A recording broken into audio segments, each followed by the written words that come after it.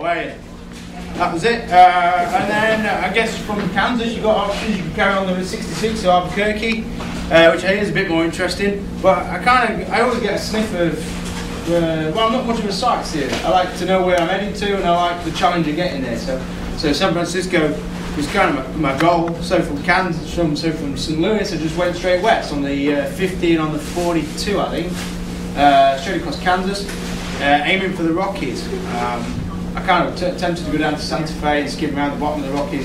I mean, it wasn't that, like, after the Himalayas done 18,000 feet, you know, what's 13,000 feet of the Rockies? It wasn't really that intimidated me, just, well, maybe I'll give my bike a rest. But I don't know, I found on these trips you pick a point, somebody will say, yeah, you should come and visit me in Colorado Springs, and that lodges in your mind, and you think, well, that's it, I'll have to go to Colorado Springs, and that's where I headed.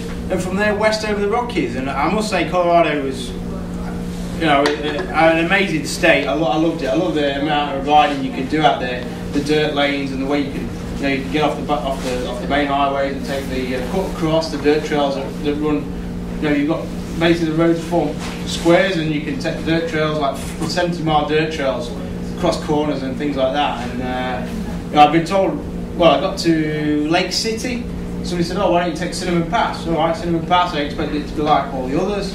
You know, quite low, 10,000 feet, or I expected it to be quite easy. It wasn't. That's why I had to push over. And it literally, I met an old couple, a retiree in Lake City, and I was saying to them, "Yeah, don't worry, I'll be in Monument Valley by about this time tomorrow.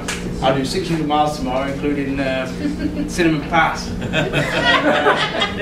I didn't even get over Cinnamon Pass till gone 3 p.m.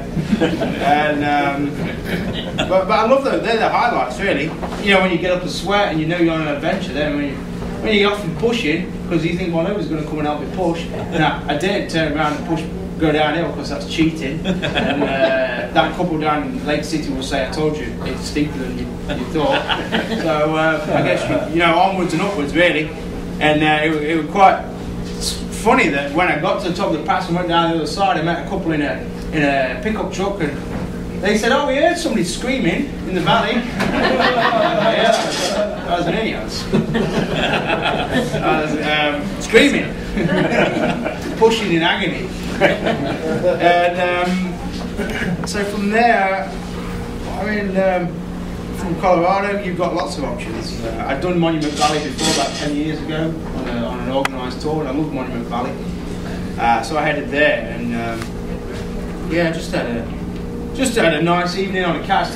Treated myself to a campsite, and went back at sunset without the luggage on the bike, and rode down into the valley as the sun came down. And I guess that's the time when you wish you weren't doing your trips alone, because you stood there and you take your photo and you look at your bike, and I guess your bike doesn't always give you much comfort or support, or doesn't give you much love. And then you're seeing all these guys, you know, you see couples up there, and I guess sometimes it'd be nice to travel with somebody. I don't think I would travel very well with somebody else, but at times like that, you think, well, this would be nice if I got somebody else. You don't want to see it. Yeah, you know, like we use computers every day. Just talk to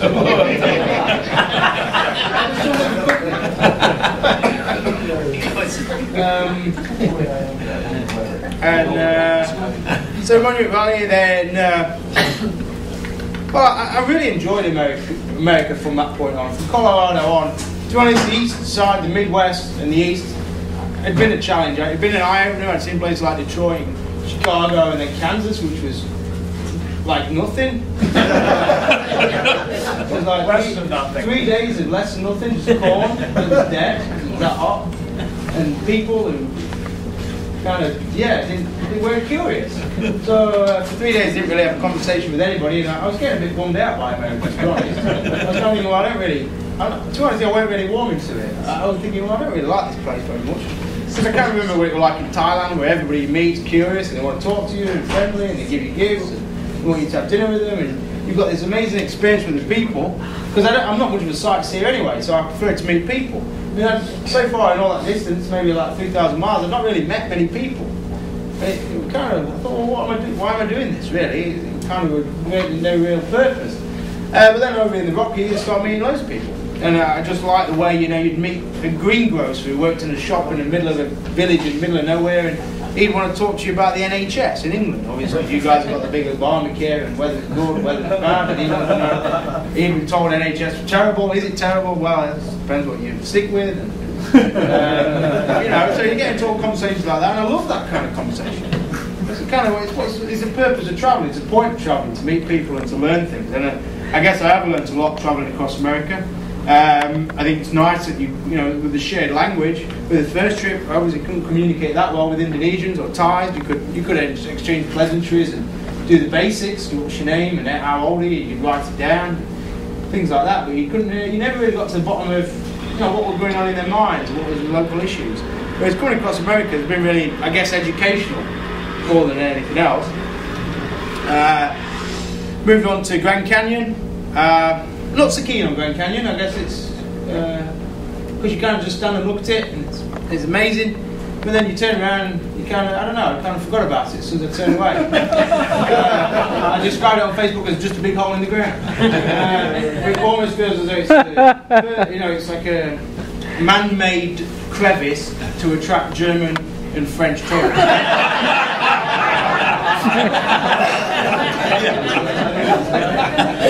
A lot of years to build it. Well, I don't know what they did with the topsoil, but I think they formed. I reckon they formed Zion. Because I like Zion. Because Zion, you can interact with Zion. You can go on hikes. You can do the Angel's Landing. Now, Angel's Landing, I don't know if anybody's been to Zion. It's a very narrow pass that goes out into the middle of the valley. It's very steep drops either side. You have to hold onto a chain. And that for me, I tried that 10 years ago and didn't even start it. I didn't even take the first step onto the courseway because I'm scared of heights. I hate flying. I mean, that's why I always tell people when they say, "Why did you ride from Sydney to London instead of flying?" I say, "Well, I don't like flying, so I kind of figured it easier to ride by." So that 10 years ago, I didn't even dare take a step onto Zion. But this time I got a third of the way up, so I kind of feel that was good progress. I had one of them moments where I thought, well, I can't really do this. I'm still as scared now as I was back then. Then I thought, well, if I turn away and walk away now, then how am I going to feel when I've driven away? I'll feel terrible that I've not challenged myself. So, you find that moment, that bit of strength, and then you take your step, you grab your rails, and you just think, well, if you fall, you fall. If you don't, well, that's brilliant. And so I carried on. But I mean, Sydney to London, there are a lot of times like that, trying to get a ferry from Indonesia to Malaysia. There are no ferries. There are no passenger ferries, there's no vehicle ferries. So you arrive at the dock, you've got a 200-mile stretch of water to cross, and there's no way of crossing it. So you basically have to find a pirate, a modern-day pirate with a banana boat, who you can give enough money to kind of take your bike across this stretch of water. Well, in times when you ride to the dock and you think, well, how do I do this? Well, how do I get my bike across this sea? And I guess they're the times when for me, I just grab hold of the handlebars and I give myself a shake and shout at myself and psych myself up, and just get on with it. Really, there's a lot of times like that when you're traveling solo. I guess man up is what we say back in England. Man the F up is what we generally say. Quiet company. So Zion, I love Death Valley as well. I think Death Valley is probably my favourite, just because it's vast. You drive through it, and it's just like no other place. Just the size of it, the scale of it, the heat of it.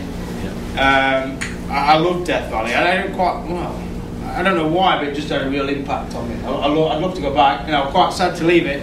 Although obviously it didn't do the engine. I think that's what did the engine. Yeah, how did Dot like? Not very well, to be honest. I put 2050 oil in instead of 1040, but I don't think that made much difference. Not that heat. No, I think that's what it was, because it was literally the day after that she started making noises. And my foot peg, the glue on the foot peg melted, so the foot peg got off as well. So from Death Valley, then it gets west really, and it's been that last slog through into California was quite tough, through the oil fields and where they grow in orchards and things like that. But it's interesting to see this bottom west corner versus the top east. Top east, Rust Belt, kind of struggling. A lot of issues up there. And you see them come down this corner, everything's kind of nice and seems more prosperous. Did you get all the way into LA? No, I didn't. I was going to go down to LA, but somebody booked me to do a talk.